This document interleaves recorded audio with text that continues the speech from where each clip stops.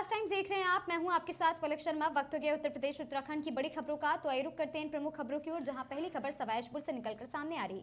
आपको बता दें, पाली चौराहे पर सड़क किनारे खड़े ऑटो रिक्शा बन रहे जाम का कारण। पाली कस्बे के मुख्य पाली चौराहे पर इन दिनों सड़क किनारे खड़े होने वाले ऑटो रिक्शा लोगों के लिए बड़ी समस्या बनते जा रहे हैं। नगर पालिका प्रशासन द्वारा ऑटो रिक्शा के लिए अब तक कोई स्थायी स्टैंड या निर्धारित स्थान नहीं बनाया गया है, जिसके चलते चालक मजबूरन मुख्य सड़क पर ही वाहन खड़े करते हैं। यह स्थिति दिन भर सड़क पर ऑटो रिक्शा की लंबी कतारें लगी रहती हैं, जिससे आए दिन जाम की समस्या उत्पन्न हो रही है।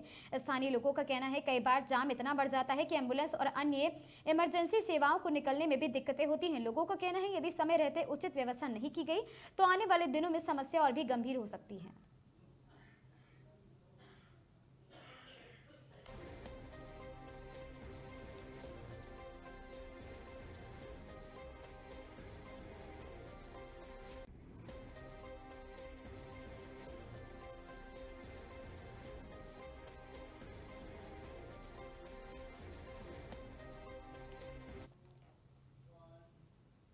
जौनपुर साइबर सेल की बड़ी कामयाबी निकलकर सामने है, जहां 125 खोए हुए मोबाइल गुमशुदा मोबाइल बरामद कर लोगों को लौटाए गए। जौनपुर जनपद की साइबर क्राइम सेल और विभिन्न थाना पुलिस टीमों ने संयुक्त अभियान चलाकर बड़ी सफलता हासिल की है और पुलिस ने CEIR पोर्टल की मदद से चोरी हुए गुम 125 मोबाइल फोन बरामद कर उनके वास्तविक स्वामियों को सुपुर्द किए हैं।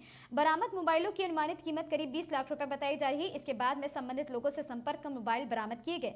पुलिस अधीक्षक के निर्देश में चलाए जा रहे अभियान के तहत साइबर क्राइम थाना टीम ने तकनीकी जांच और सर्विलांस की सहायता से विभिन्न राज्यों से जिलों से मोबाइल फोन ट्रेस किए हैं।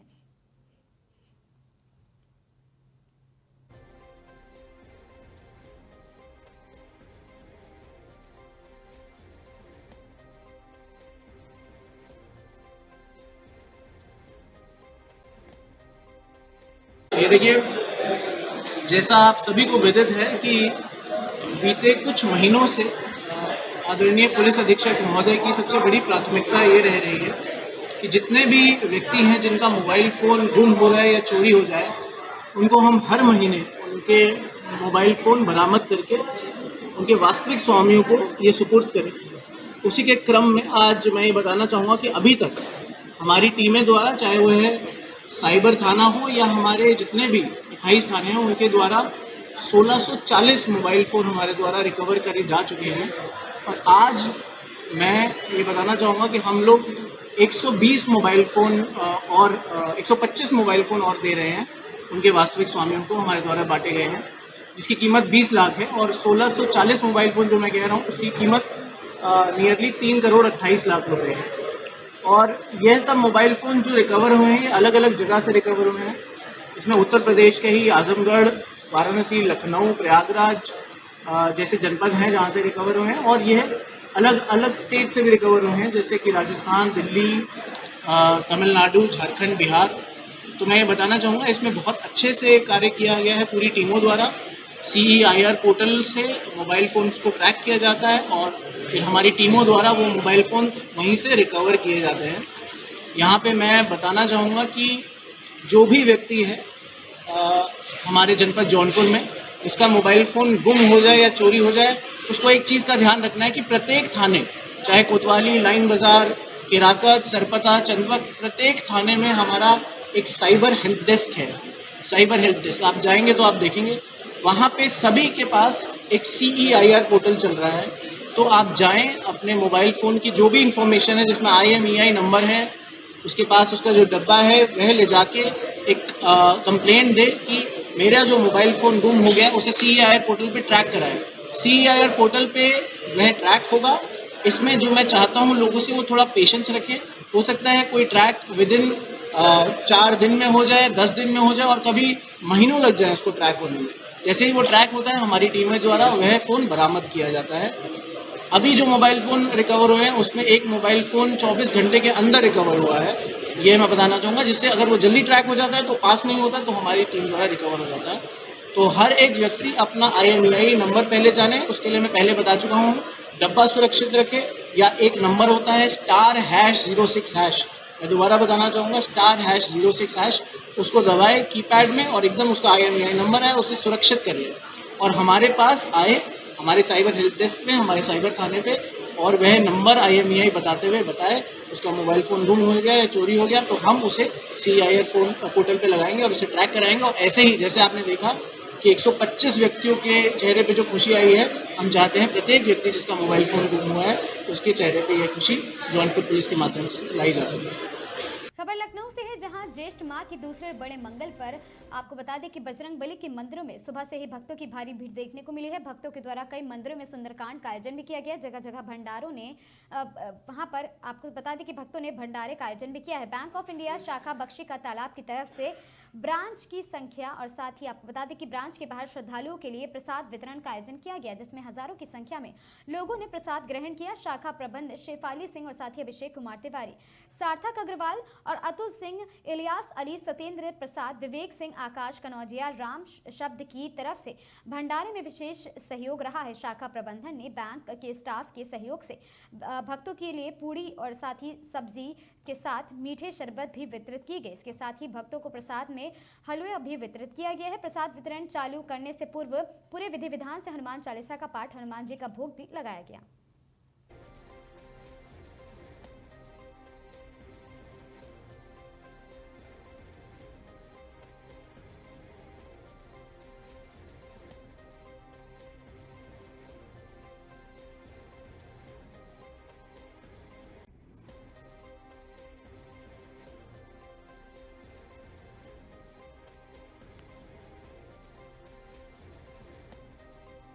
खबर सीतापुर से है, जहां सुहेल देव पार्टी के महासचिव अरविंद राजभर का जनपद में हुआ जोरदार स्वागत।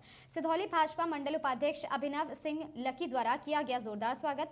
पार्टी कार्यकर्ताओं ने फूल माला पहनाकर अरविंद राजभर का स्वागत किया है। पश्चिम बंगाल चुनाव में मिली भाजपा की जीत को बताया है NDA की जीत, और साथ ही अरविंद राजभर ने विपक्ष पर किया जमकर तीखा प्रहार।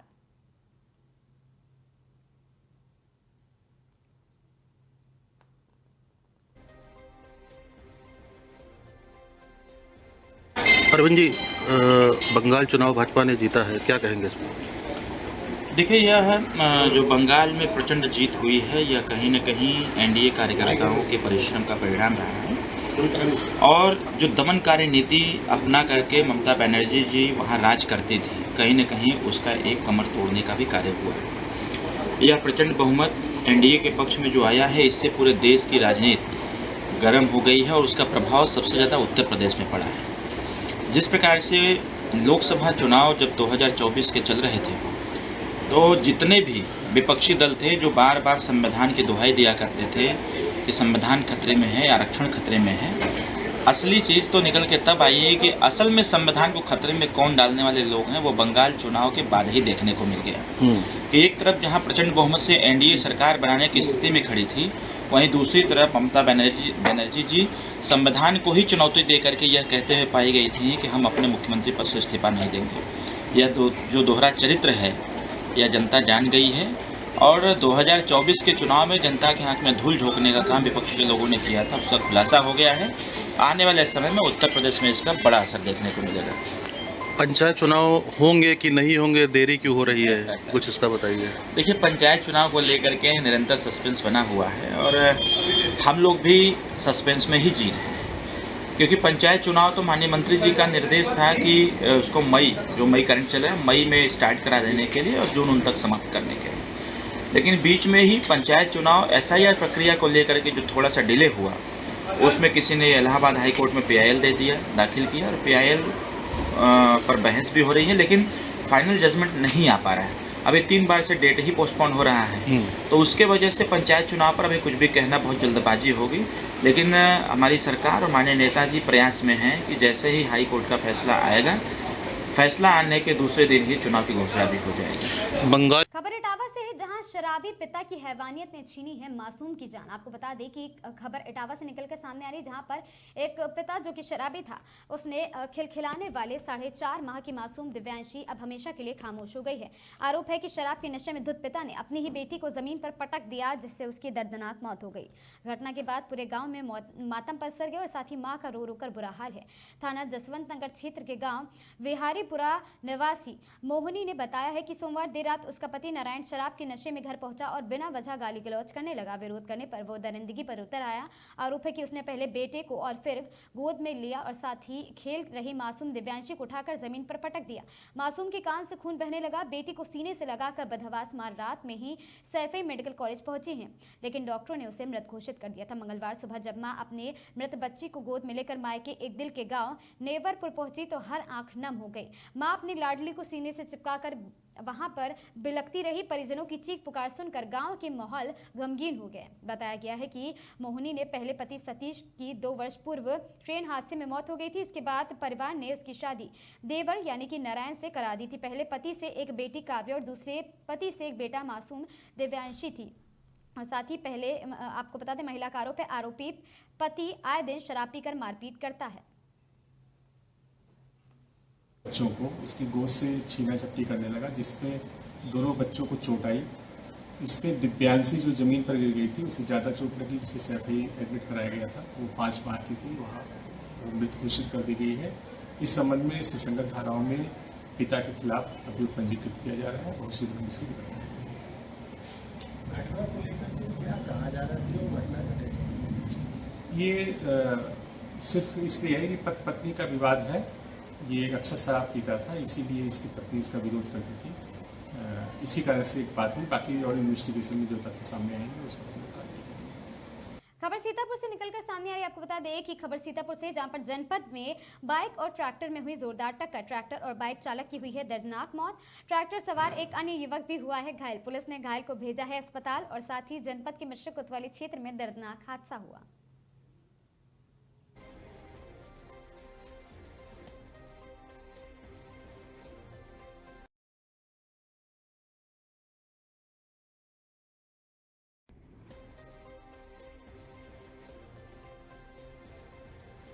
पटियाली से विधायक नादिरा सुल्तान ने शोक संतप्त परिवार से मुलाकात की। कासगंज जनपद के पटियाली विधानसभा क्षेत्र में एक बेहद दुखद सामने आई है, जहां पर ग्राम म्याऊ के निवासी दिलशाद हुसैन के पुत्र फैसल का हृदय गति रुकने यानी हार्ट अटैक से अचानक निधन हो गया। इस दुखद समाचार ने पूरे क्षेत्र में शोक का माहौल ला दिया। घटना की सूचना मिलते ही स्थानीय विधायक नादिरा सुल्तान तत्काल फैसले के पैतृक आवास पहुंची हैं और साथ ही फैसल के पैतृक आवास पहुंचने पर वहां उन्होंने शोक संतप्त परिजनों से मुलाकात की और इस कठिन घड़ी में उन्हें ढांढस बंधाया है। विधायक नादिरा सुल्तान ने अपनी गहरी संवेदना व्यक्त करते हुए कहा कि एक युवा का इस तरह से आज समय चले जाना परिवार और समाज के लिए अपूर्णीय क्षति है। मेरी संवेदनाएं शोकाकुल परिवार के साथ है और हम इस दुखद घड़ी में उनके साथ खड़े हैं।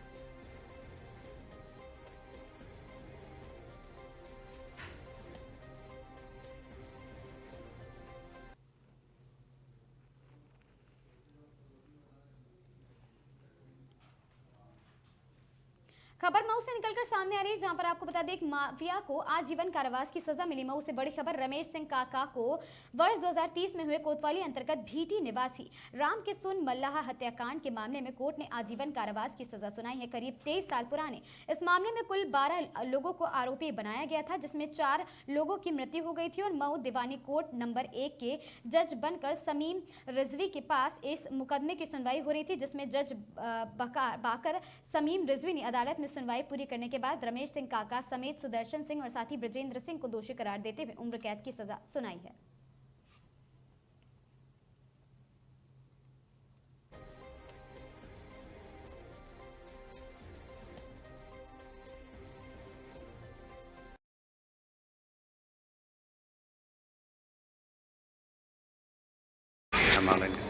ये मामला कोर्ट नंबर 1 में मऊ चल रहा था। ये मामला 302 का था और 2003 का ये मामला था। एक बेटे में हत्या हुई थी राम किशुन मल्लाह की। इसमें करीब 12 लोग मुलजिम बनाए गए थे, जिसमें से 4 लोग की मृत्यु हो गई थी और आज न्यायालय द्वारा 3 लोगों की सजा सुनाई गई है, जिसमें रमेश सिंह काका, सुदर्शन सिंह और ब्रजेश सिंह को आजीवन कारावास की सजा सुनाई गई। वो बेटी में हुई थी, बालू का ठेका लेकर कुछ हुआ था विवाद। इनका नाम उसमें आया था 120 में। उस समय तो ये फिलहाल जेल में थे। 120 में नाम था। उसी 3 के बाद आज फैसला हुआ। हाँ, जेल आजीवन कारावास हो तो जेल जाना है।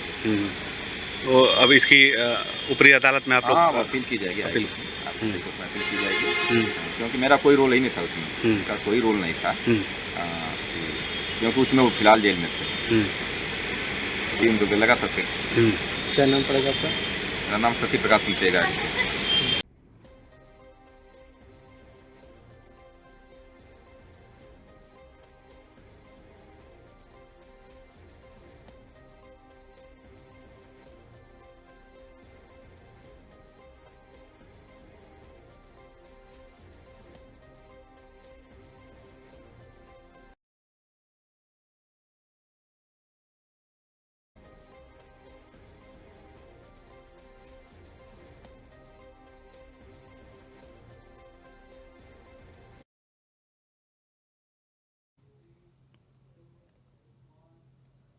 चौकिया धाम पहुंचे हैं केंद्रीय मंत्री एसपी सिंह बघेल। आपको बता दें कि जौनपुर केंद्रीय मंत्री एसपी सिंह बघेल मंगलवार को जौनपुर पहुंचे हैं, जहां उन्होंने प्रसिद्ध माता शीतला चौकिया धाम में विधि विधान से दर्शन पूजन किया है। मंदिर परिसर में उन्होंने देश की सुख समृद्धि और विकास के लिए प्रार्थना की। पूजन अर्चन के बाद मीडिया से बातचीत करते हुए केंद्रीय मंत्री ने कहा कि भारत लगातार विकास की ओर अग्रसर है और आने वाले समय में विश्व पटल पर मजबूत शक्ति के रूप में उभरेगा। उन्होंने कहा है कि देश आत्मनिर्भरता की दिशा में तेजी से आगे बढ़ रहा और हर क्षेत्र में नई उपलब्धियां भी हासिल कर रहा है। इस दौरान सुरक्षा व्यवस्था भी चाक चौबंद नजर आए।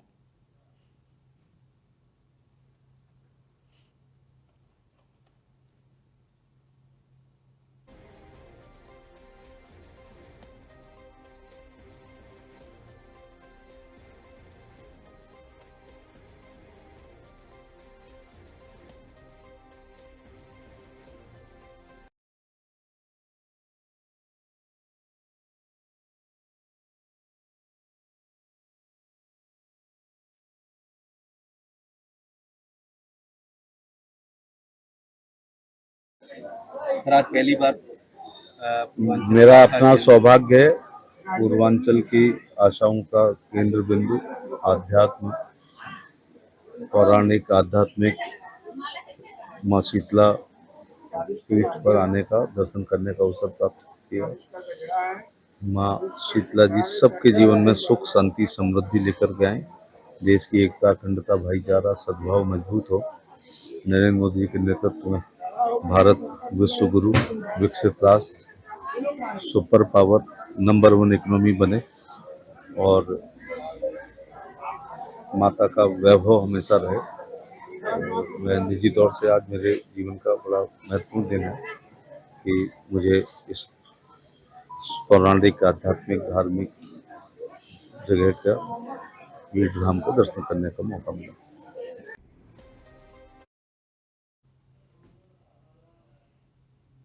खबर ऋषिकेश से है, जहां मां गंगा के पावन तट पर स्थित परमार्थ निकेतन, जहां स्वयं देवाधिदेव महादेव अपनी अनंत कृपा के साथ विराजमान हैं। ऐसे दिव्य वातावरण में गूंजते वैदिक मंत्र और साथ ही शिव भक्ति से ओतप्रोत भजन और मां गंगा की अविरल धारा के मध्य पूज्य स्वामी चिदानंद सरस्वती जी के पूज्य साध्वी भगवती सरस्वती जी के पावन सानिध्य में सोमवार अमृत महोत्सव मनाया गया है, जहां पर भारत की सनातन आत्मा के पुनर्जागरण का दिव्य वो प्रतीक माना जाता है। श्री सोमनाथ मंदिर के पुनर्निर्माण के 75 वर्ष पूर्व होने पर पावन अवसर पर परमार्थ निकेतन में दिव्य एवं भव्य सोमनाथ अमृत महोत्सव का आयोजन किया गया। इस अवसर पर पूज्य स्वामी चिदानंद सरस्वती जी एवं पूर्व साध्वी भगवती सरस्वती जी ने भगवान शिव का विशेष पूजन एवं मां गंगा के पवित्र जल के महाभिषेक किया है और यहाँ उन हजारों वर्षों की अमर चेतना का प्रतीक है, जिसने अनगिनत आक्रमणों और साथ ही संघर्षों और साथ ही विध्वंस के प्रयासों के बाद भी भारत की आत्मा को झुकने नहीं दिया है।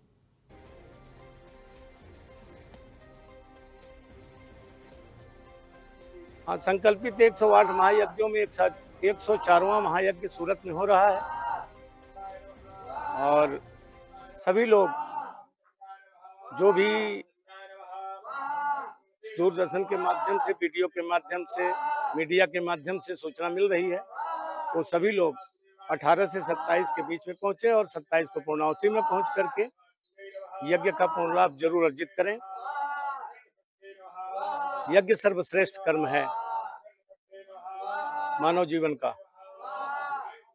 और किसी भी अकाल महामारी से बचने के लिए यज्ञ ही एकमात्र उपाय है सरकार के पास भी।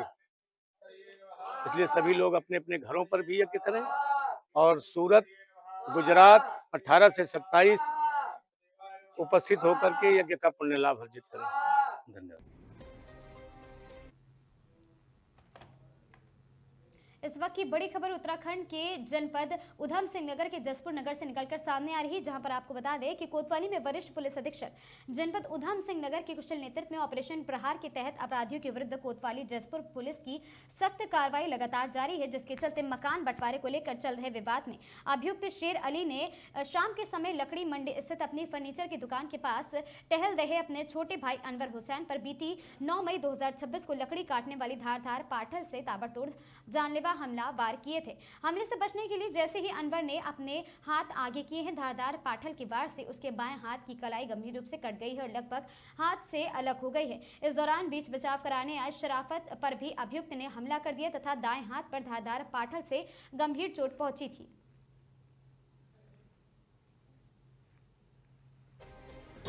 बीती 9 तारीख में 5 भाई हैं, मोहल्ला चांद मस्जिद के पास रहते हैं और वहीं इनमें से एक भाई की फर्नीचर की दुकान है, वो अपनी दुकान में टहल रहा था तो उसके बड़े भाई ने उस पर पाटल से जानलेवा हमला कर दिया था, जिसको कल पुलिस टीम द्वारा गिरफ्तार किया गया और उसे आज गिरफ्तार करने के पश्चात माननीय न्यायालय के समक्ष पेश किया जा रहा है। उधम सिंह नगर के स्पष्ट आदेश हैं कि पूरे ज़िले में नशे की तस्करी पर पूरी तरह से रोकथाम लगाई जाए और नशे तस्करों की प्रॉपर्टी सीज की कार्रवाई की जाए और कड़ी से कड़ी इनके विरुद्ध की जाए। इसी क्रम में हमारी पुलिस टीम द्वारा कल 11 तारीख को नाजिम नाम के एक अभियुक्त को लगभग 11 ग्राम स्मैक के साथ गिरफ्तार किया है, जिसे आज माननीय न्यायालय के समक्ष पेश किया जा रहा है और सभी नशे के तस्कर किसी भी हालत में उनको छोड़ा नहीं जाएगा और सभी को सलाखों के पीछे भेजा जाएगा।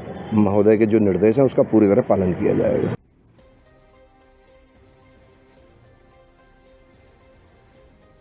इस वक्त एक और बड़ी खबर जनपद उत्तराखंड के जनपद जसपुर से निकलकर सामने आ रही, जहां पर पुलिस अधीक्षक जनपद उधम सिंह नगर के निर्देश में जनपद में नशा तस्करों के विरुद्ध चलाए जा रहे विशेष अभियान ऑपरेशन प्रहार के तहत पुलिस अधीक्षक अपराध पुलिस अधीक्षक काशीपुर तथा पुलिस क्षेत्र अधिकारी बाजपुर के कुशल पर्यवेक्षण में एवं निर्देशन में पुलिस टीम द्वारा बीती कल 11 मई 2026 को पुलिस गश्त के दौरान चांस रिकवरी में मोहल्ला पट्टी चौहान से अभियुक्त मोहम्मद नाजिम पुत्र नईम अहमद निवासी मोहल्ला पट्टी चौहान 26 वर्षीय को आपको बता दें कि 10.95 ग्राम स्मैक के साथ गिरफ्तार किया गया था।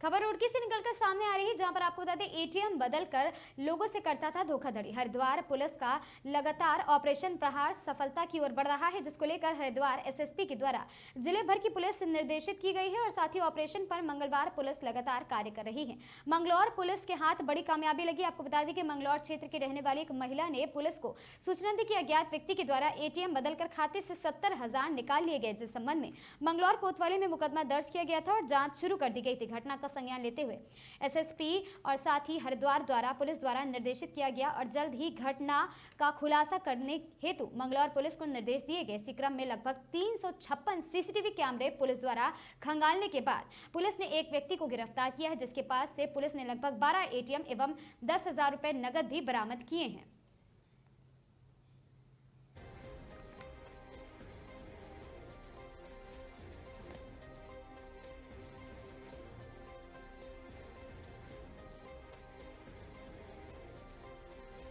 दूसरा एटीएम पूछ रहे हैं। कल हमें एक अभियुक्त कुछ दिन पहले थाना मंगलौर में एक पीड़िता थी, जिन्होंने कहा कि उनका एटीएम बदल करके किसी ने 5,000 रुपये निकाल दिए। उस सूचना पर पुलिस ने एफआईआर लिखी। एटीएम और अगल बगल के आने जाने के कई सारे सीसीटीवी देखे गए तो एक मिलते जुलते होलिये का शख्स कल पुलिस ने पकड़ा, जिसका नाम संजय है, जो बिजनौर का रहने वाला है। उसके पास से 12 अलग अलग बैंकों के एटीएम मिले। पूछताछ में उसने बताया कि हाँ उसी ने उस महिला का एटीएम चेंज किया था। उसके साथ 2-3 लोग और हैं, जिनके लिए अभी हमारी टीमें लगी हैं। हम उनको भी जल्दी पकड़ेंगे तो वास्तव में एक अच्छा काम है। और ऐसा उस पर करीब 8-10 मुकदमे ऑलरेडी हैं, एटीएम फ्रॉड और चोरी वाले। जो और लोग हैं उनका भी हम आपराधिक इतिहास पता करेंगे और जल्दी उनकी जो अरेस्टिंग है उसको सुनिश्चित करवाएंगे।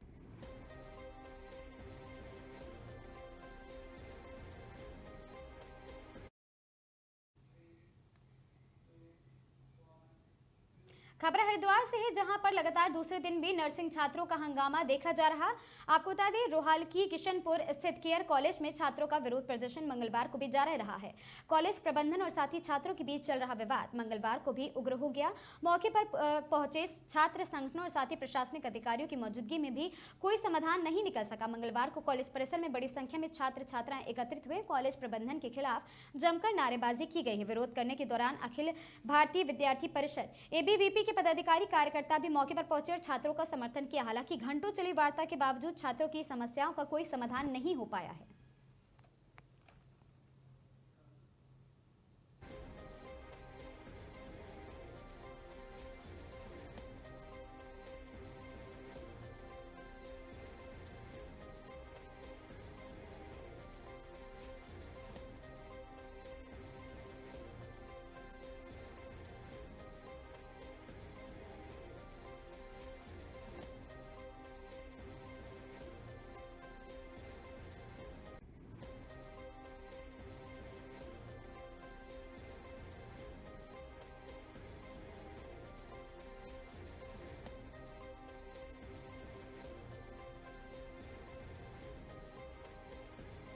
इन खबरों में आज के लिए बस इतना ही। ऐसी खबरों से लगातार जुड़े रहने के लिए बने रहें हमारे साथ और देखते रहें आगाज टाइम्स।